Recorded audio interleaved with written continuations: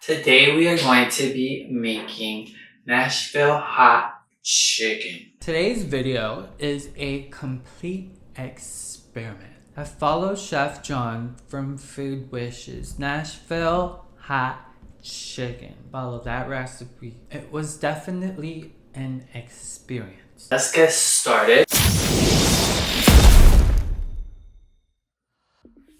So we'll start with the marinade for the chicken. I use boneless chicken thigh, buttermilk, Louisiana hot sauce, 1 egg, bread and butter, pickle. In a bowl, we'll add 1 cup buttermilk, 1/4 cup pickle juice, 2 tablespoons hot sauce, and the egg.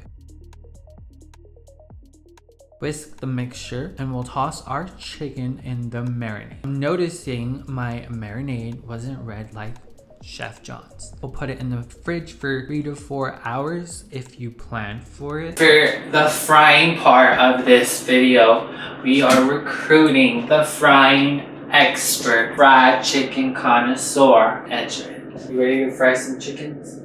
Let's go!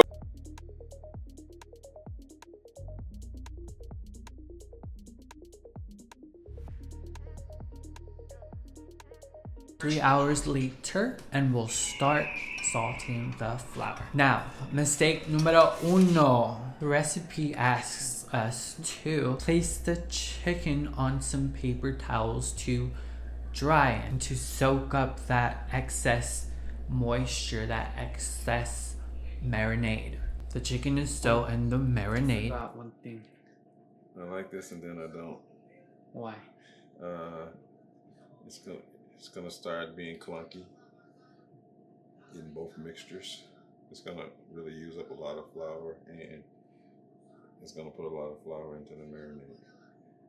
I did not have paper towels, and so when we're double drenching, the chicken is too wet. Oh my god, I don't know what kind of cook I was that day because I forgot to salt my chicken. Bad aloe. Bad.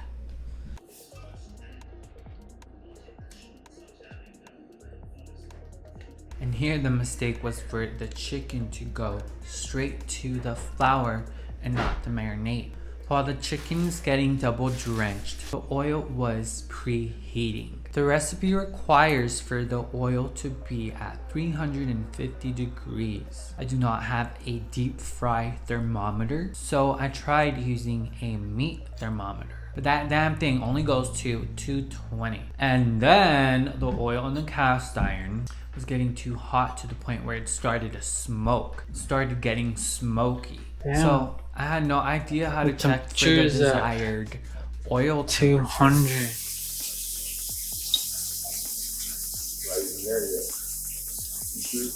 That sounds kind of high. You read that right? Oh, it's going up now. It's smoking. Should we lower the heat? You can't go wrong. I mean, you can't go wrong with lowering it. I mean, I don't know. If you say your directions, say it. But you're going to cook it fast that way. Really fast. You can run a risk of burning the outside before the inside is cooked. That's my only word. Yeah.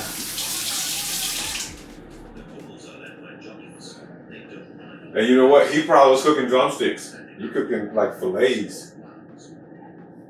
Which... Sure, I don't know. Look at it again. So what ended up happening, my first thought was to let's fry the chickens outside.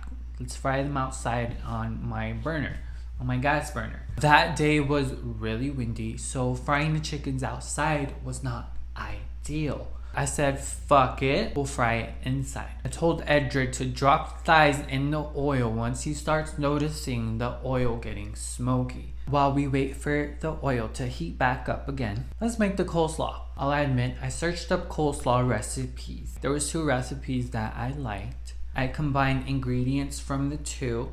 I left some ingredients out and made it into a recreation. We got the packaged coleslaw, about 4 cups. I eyeballed it at first.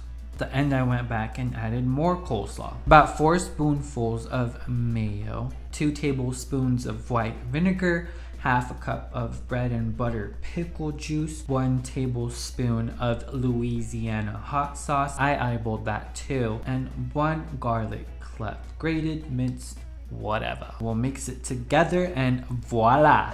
This was absolutely extraordinaire.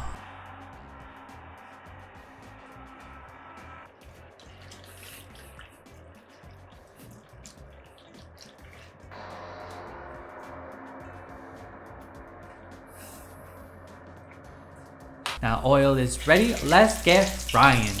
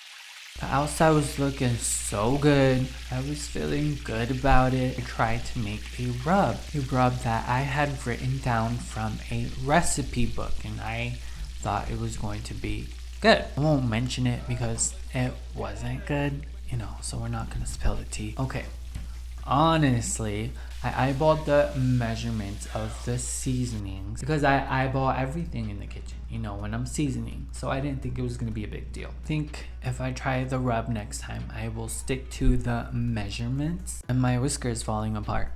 For safety measures, we used the meat thermometer to check if the chicken was cooked. And that's when Edward started mentioning a few things. He starts mentioning the double dredge that we did. It takes a while. Even when you do it, just takes a while. I wonder why.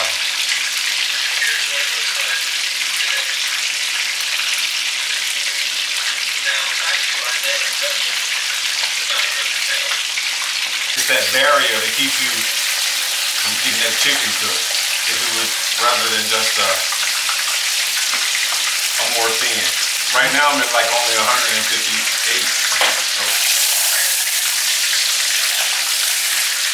So, and see what I'm dealing with now, I can turn it up. If I turn it up, I'm gonna. It needs to be at 160. I'm trying to say, if I turn it up, I'm gonna burn the outside more. So it's like I'm kind of like stuck in this mode right here.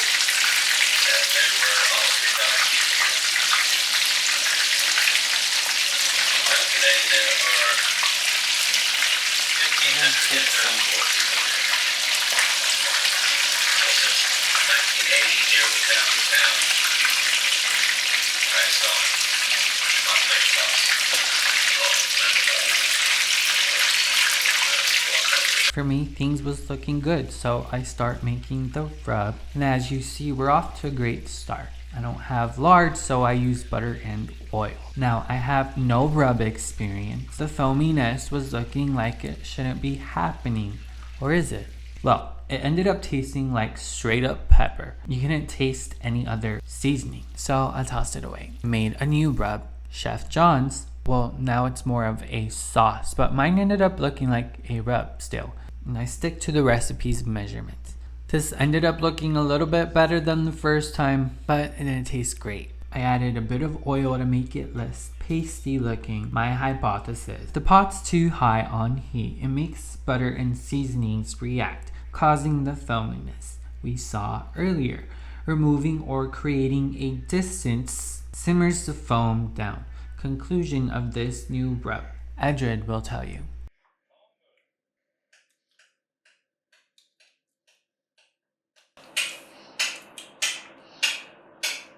Oh, spicy. Oh. This is called Nashville hot chicken. Gotcha. Woo! Ah!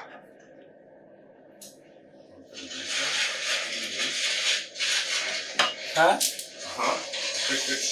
That's what I'm eating,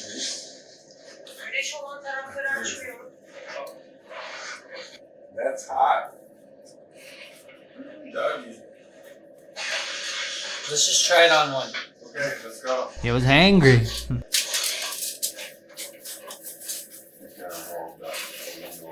Also, we never checked for the crunch. I was hungry too, not gonna lie. And I was hopeful, I was convinced that, it was gonna be bomb. Looking at this now and hearing it, no crunch. You know how when you're spreading butter on a toasted bread with a butter knife, you can hear a scrape.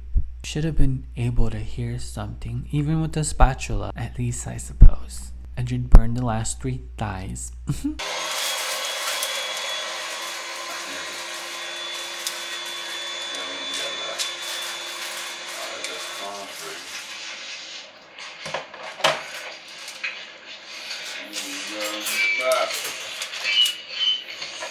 I don't know about this. Don't do it.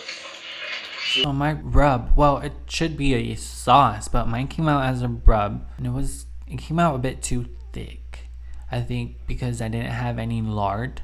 I look back at his video, and I know what I did wrong. What he did, he tossed all of everything together, the butter, the lard, all the seasonings together, waited for it to become a sauce.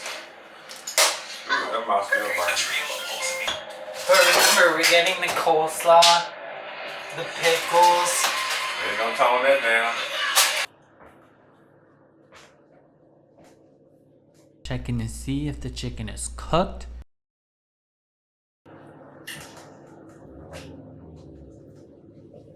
Is it? I think so, bitch.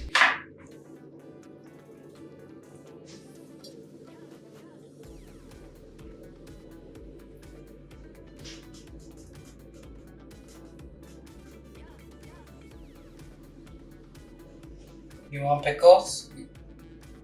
I want pickles. You should take the pickle jar out of this shot. Makes it look not homemade. Ah! You left the top. Remove the top.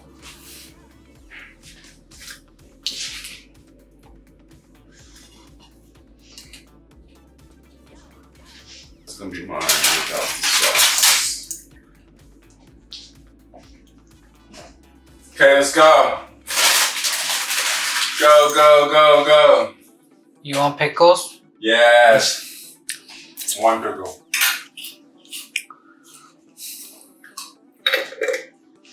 Okay, good. Now film you eating it. Here's Edward's Voila. review.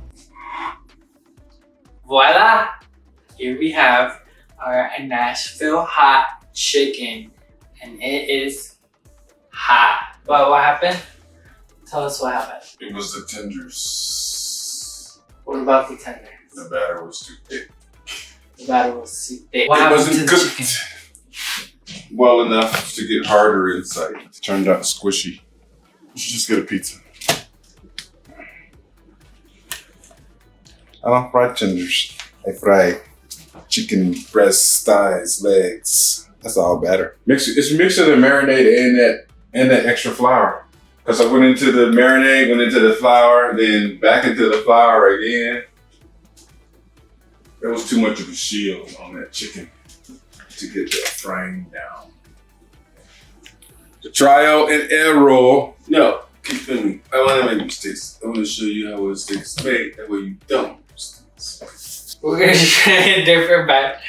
And we're gonna see, if we can make it better, perfect it. Let's go.